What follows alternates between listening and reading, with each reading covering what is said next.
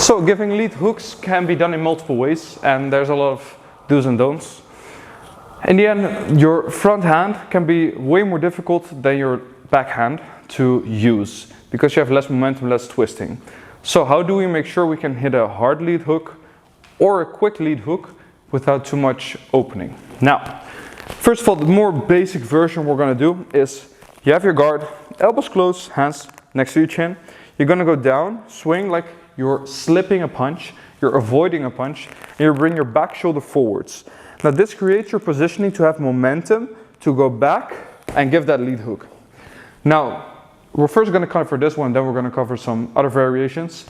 But what is important, if I'm turning with the slip, you may see my right heel is going up. Now what a lot of beginners do is when the moment they start punching, they still keep it up and lift the other one as well, and they turn with both feet towards like the other wall of the room.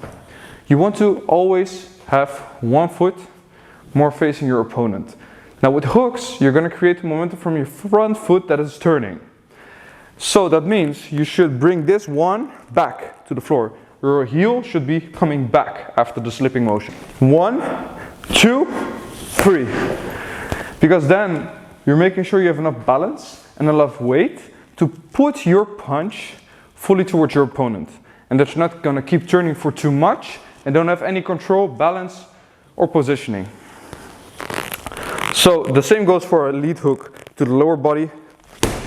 It will be exactly the same. You put your weight back and then go. This does take some practice it slowly, but it will help a ton if you're struggling with the balance of your lead hook. Now, having said that, you can do multiple variations of the lead hook. There's a lot of variations. Of course, you have check hooks, you have just stepping in with the hook, open hooks. So there's a lot of variations. But anyway, so what we can also do is use your lead hook to put it like as a soft opening for your right straight. Because oftentimes what are people going to do? They're going to block the hook upwards, right, with the shoulder, with the hand, a little bit of opening to the body. But oftentimes this opens up in the middle a little bit more because they have the arm on the side. Now this won't always be the case, but often this is a nice opening for a right punch. So for example, if I give a jab first, and now I don't fully bring it back, I step in with my hook, just to cover that distance a little bit, whilst they're focusing on their guard. That often would be a good momentum to step in and follow up with my right hand. Now why is this so nice? It's because often with the first jab, people that have some experience, they will see the first jab coming, they'll block it, they'll move away, but that second hook is gonna hide your step to come forwards and to bridge the distance to attack someone. So that means I'm not staying here because oftentimes people are gonna move away anyway with the first jab. People are movable on their feet, they have good footwork, or maybe they don't have good footwork but they're leaning back, or they're doing some kind of defense motion with distance. Now then is the moment I can hide this and follow up. Now of course with a bag it's going to be a bit more difficult, but with a partner they're going to move, in sparring they're going to move, and then it's a perfect setup for that cross.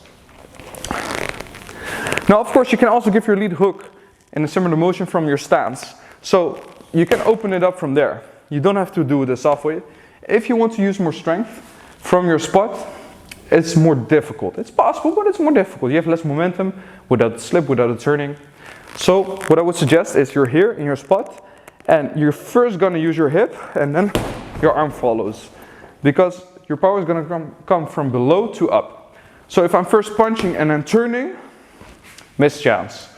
Maybe you're going to hit someone, maybe you have strong upper body strength, sure, it's going to be way harder with your legs. Simple. So I would say first turn a little bit, and now I'm not a fan of turning it too much. I know some people really like it.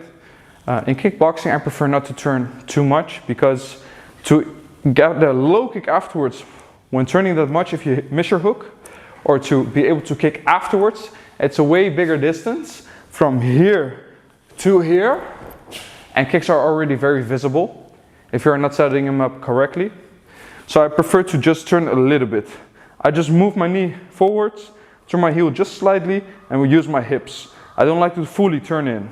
Some do, not my style. If you do, nothing wrong with it. I prefer not to do it for the risk of kicks.